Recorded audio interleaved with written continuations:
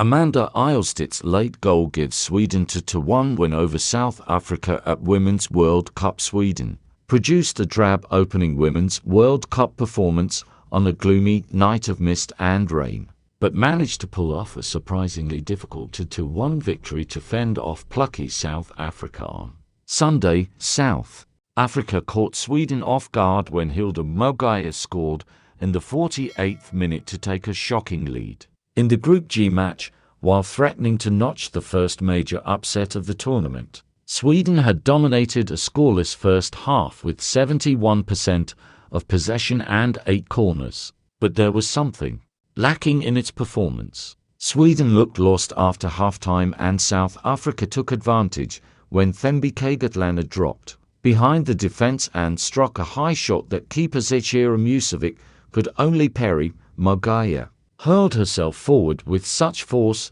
she was carried into the goal along with the ball. She rolled into the back of the net and laid there for several moments and was eventually substituted. Sweden, which hadn't lost a World Cup group match since 2003 and was expected to ease past 54th ranked South Africa, suddenly seemed in danger, but Sweden got on the board in the 64th minute with Fridolina Rolfo's equaliser.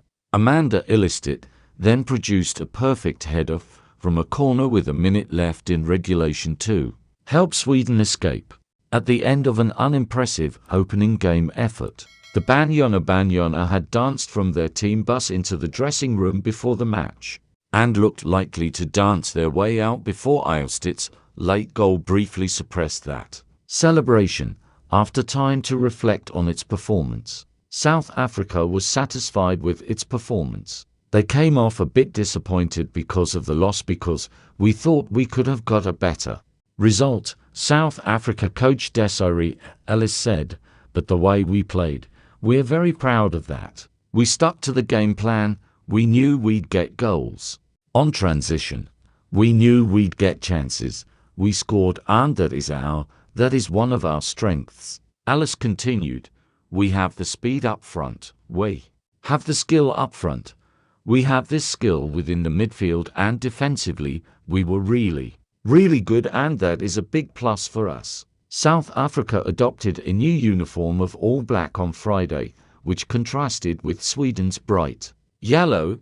There was also a contrast of styles as Sweden built painstakingly from the back and was at its best at set pieces, while South Africa excelled on the counter-attack. Often it caught Sweden napping with quick touches, which sped the ball forward and behind their defense. Mogaia's goal was a rich return for a team that refused to be intimidated by Sweden's record and reputation. The Bligolt are ranked 3rd in the world. It was South Africa that often looked sharpest and did more to lift the gloom of the evening. Rain began falling in Wellington about 2 hours before kickoff and continued steadily, sometimes heavily into the match, glazing the pitch and making it slick in places. The wind, usually omnipresent in Wellington and a factor when Spain met Costa Rica on Friday, was absent, and the harbour, which flanks Wellington Regional Stadium on its eastern side, was glassy without wind. Sweden was able to use the long ball effectively in the first half. In the second, having been shaken into action by the possibility of its first loss in a World Cup group match in 20 years, Sweden became more precise, and Ilestedt's goal resulted from set-piece solidity and clinical execution. "We're really positive about the win, really happy," Ilestedt said. They scored the first goal. And to win this kind of a game and score 2 goals, it's something we will bring further on. Obviously, we were really happy about the 3 points. That's what matters right now.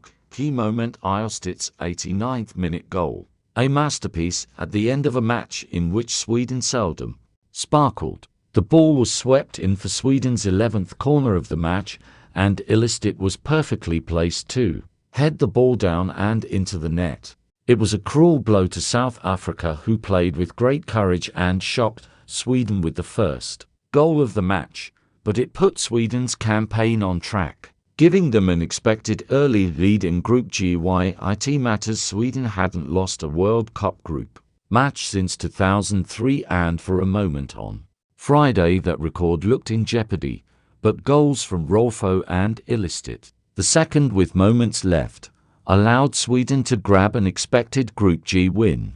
It wasn't impressive, and Sweden will have to improve. Italy and Argentina, the other teams in Group G, received a warning not to overlook South Africa after its plucky performance. What's next? Italy and Argentina meet in the next match in Group G in Auckland on Monday. Both will have watched and noted South Africa's performance. The group suddenly looks tighter than expected. South Africa plays Argentina in Dunedin on Friday, and Sweden faces Italy in Wellington on Saturday.